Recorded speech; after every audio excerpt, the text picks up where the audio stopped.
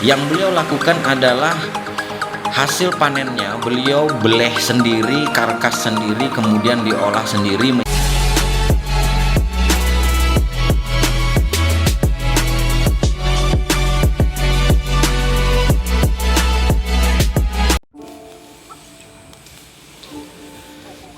Assalamualaikum warahmatullahi wabarakatuh. Selamat pagi, salam sejahtera ya bos.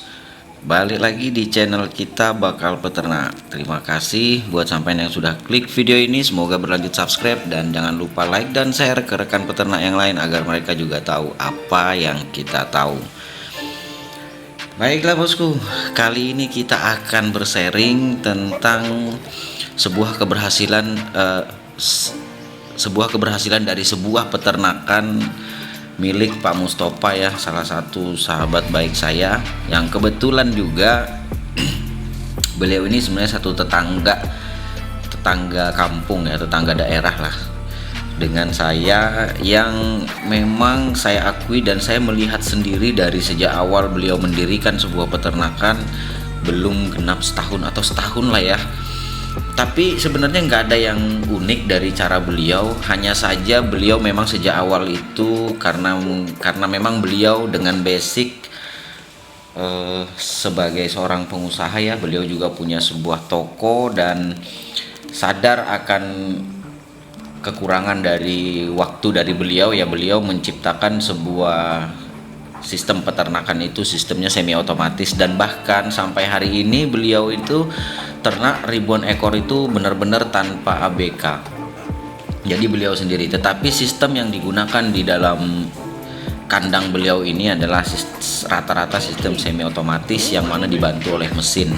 Contoh, untuk pembuangan kotoran ayam beliau sudah menggunakan sistem konveyor, dan kemudian mesin chopper, perajang rumput ya, perajang daunan sayuran hijau, kemudian yang kedua pengaduk bahan pakan, kemudian yang terbaru ini beliau baru order pesan untuk karkas ya, mesin karkas. Jadi semua beliau jalankan peternakannya dengan menggunakan sistem semi otomatis. Dan ini luar biasa sih sebenarnya menurut saya, sebuah terobosan di mana memang beliau kekurangan waktu, tapi itu tidak menyurutkan langkah beliau untuk terus beternak ayam kampung. Nah, di sini beliau beternak ayam ulu sebagai prioritas utama pedaging, dan sampai saat ini beliau sudah punya flow ya, artinya beliau sudah punya beberapa rentan usia berbeda, yaitu sekitar ada 4 jenis usia di dalam kandang beliau. Dan seperti yang pernah saya ungkap sebelum-sebelumnya ya bos, bahwa sebenarnya kendala terbesar, salah satu faktor terbesar yang sering kita abaikan dan juga sering kita tidak pahami, bahwa untuk meningkatkan potensi keuntungan dari peternakan kita tuh salah satunya adalah kemampuan kita dalam memasarkan hasil panen kita. Nah, di sini saya ingin mengulas sedikit tentang salah satu keberhasilan beliau, dan semoga ini menjadi inspirasi kita semua ya bos, karena beliau ini dalam rentang 1 tahun ini ya, kalau hitung-hitung sih baru mulai panen ini baru beberapa bulan terakhir ini sih, tapi luar biasanya memang dari sejak awal beliau itu tidak menjualnya ke pengepul, tidak sama sekali, bahkan tidak seekor pun. Artinya apa? Beliau berusaha mencari pasar sendiri, dan yang luar biasa nih, ini yang sedikit mungkin nanti mau saya ulas sedikit lebih rinci. Beliau saat ini mengolah hasil peternakan sampean itu sehingga nilai jualnya menjadi jauh lebih tinggi. Oke, kita kembali dulu di awal bagaimana cara beliau menjalankan peternakannya. Jadi beliau ini ternak pedaging ayam ulu, yang kemudian beliau menerapkan sistem non vaksin ya dengan ayam ribuan, tapi beliau ini menerapkan sistem non vaksin, hanya menggunakan herbal jamu-jamuan, dan beliau menggunakan pakan fermentasi. Ini hasil interview saya sama beliau ya, by phone. Kemudian beliau di sini menggunakan pakan alternatif yang difermentasi, yaitu ampas tahu, dedak, kemudian tepung ikan, kemudian jamu-jamuan, dan tidak lupa beliau seringkali ke pasar itu untuk mencari sayur apkir yang tujuannya sebagai tambahan bahan pakan. Sampean bisa bayangin nggak iritnya beliau membangun peternakan? Irit kan bos, jadi tidak bergantung pada pakan pabrikan. Kenapa? Karena yaitu tadi, kebijakan kita dalam kepandaian dan kecerdasan kita lah dalam mengelola bahan pakan itu, disitulah kuncinya bos. Kita bisa untung lebih atau enggak, karena kalau kita jor-joran di pakan, biaya pakan ya yang alhasil kalau sampai salah penerapan pada pakan ternak ini menggunakan pakan alternatif yang serabutan, ayam akan kurus nyilet. Di sisi lain, sampean jor-joran pakai pakan pabrikan pun akan sulit untung karena tingginya biaya operasional pakan. Nah, ini yang kadang jadi dilema ya. Tinggal bagaimana cara kita mengatur. Nah, beliau ini termasuk berhasil, dan mungkin nanti kalau sampean mau tanya-tanya apa saja bahan pakan dan campurannya, silahkan nanti sampean klik aja link di deskripsi video ya bos. Oke, itu adalah bahan pakan dan sistem caranya beliau menggunakan jamu-jamuan. Nah, pada saat beliau panen ya, awal-awal dulu beliau pada waktu itu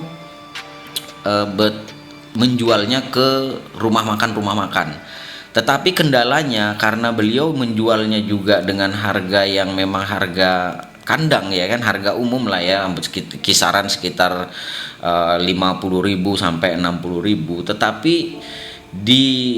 akibat yang ditimbulkan dari penjualan kita itu melambatnya, karena lambat putarannya karena si pembeli kita ini tadi juga menjualnya tentunya dengan harga tinggi. Nah, di sini beliau mengakali. Beliau buka warung makan, kemudian menyediakan menu khas ayam kampung. Ingat bos, tidak semua daerah, coba sampai pelajari ya. Karena gini, saya bilang dunia peternakan, di balik dunia peternakan ini ada dunia lain, yaitu dunia wirausaha. Kalau kita pandai-pandai dalam melihat sisi potensi dari dunia wirausaha ini sebenarnya bisa bos. Artinya gini, bahan baku semua dari kandang sampean, dan ini yang dilakukan oleh Pak Mustafa. Yang beliau lakukan adalah hasil panennya beliau beleh sendiri, karkas sendiri, kemudian diolah sendiri menjadi soto ayam kampung, menjadi kari ayam kampung, lalapan ayam kampung, ayam kampung kremes ya maksudnya. Bayangin loh, ayam kampung kremes beliau jual satu porsi 35.000 plus minum plus nasi.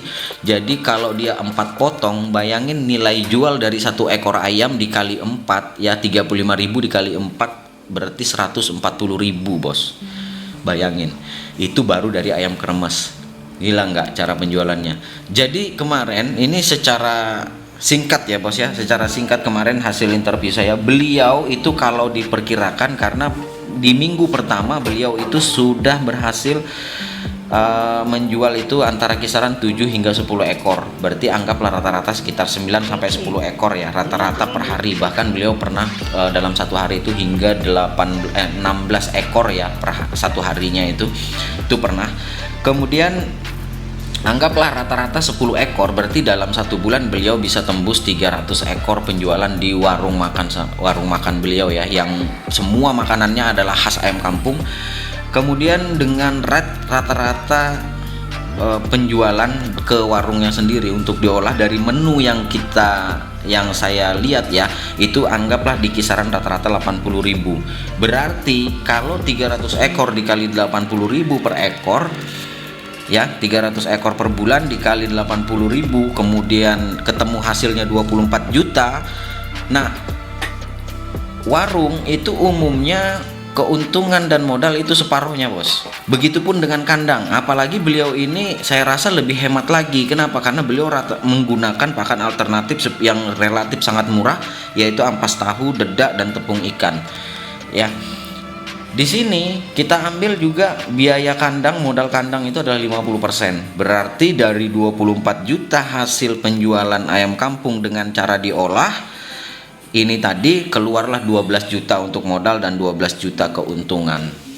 Nah, jadi kalau tadi di video terdahulu saya pernah ngomong nih, beliau peternakan dengan kurang dari 1 tahun beliau bisa mendapatkan 7,5 juta keuntungan. Itu sebenarnya masih kecil sekali bos. Tapi setelah saya interview beliau, saya tanya-tanya banyak hal tentang beliau dengan pengalaman-pengalamannya, saya baru tahu ternyata setelah dikalkulasi dan diprediksi kira-kira estimasinya keuntungan beliau itu bisa menyentuh angka minimal 12 juta per bulan. Gila nggak, sebuah peternakan yang dikelola plus diolah sendiri dalam sebuah warung makan sederhana tapi bisa punya penghasilan segitu besar. Ini yang sebenarnya tidak banyak orang bisa melihat, bos. Seperti saya bilang tadi ya di awal, bahwa ada dunia lain di balik dunia peternakan, yaitu dunia wirausaha. Tinggal bagaimana cara kita. Nah, ini salah satu contoh buat kita semua, bos, bagaimana kita tidak bergantung pada pengepul, tidak tergantung pada pakan pabrikan, tetapi bagaimana cara kita belajar dan terus belajar untuk mengolah peternakan kita sendiri dan mencari pasar kita sendiri. Ini adalah salah satu peternak cerdas yang memang terbukti real punya penghasilan puluhan juta dari ternak ayam kampung. Dan semoga video ini bisa menjadi inspirasi buat sahabat baper dan sahabat ternak seluruh Indonesia.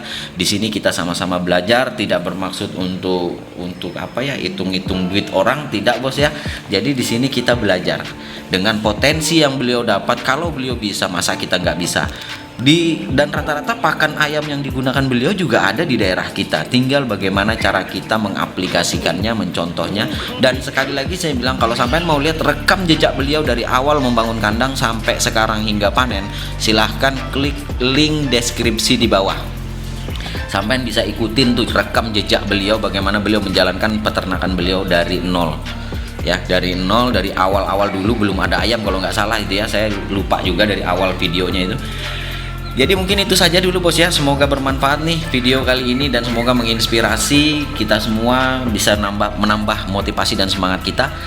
Dan mungkin itu saja dulu video dari Bakal Peternak kali ini. Sampai jumpa di video-video kita berikutnya. Assalamualaikum warahmatullahi wabarakatuh. Salam sukses dari Bakal Peternak.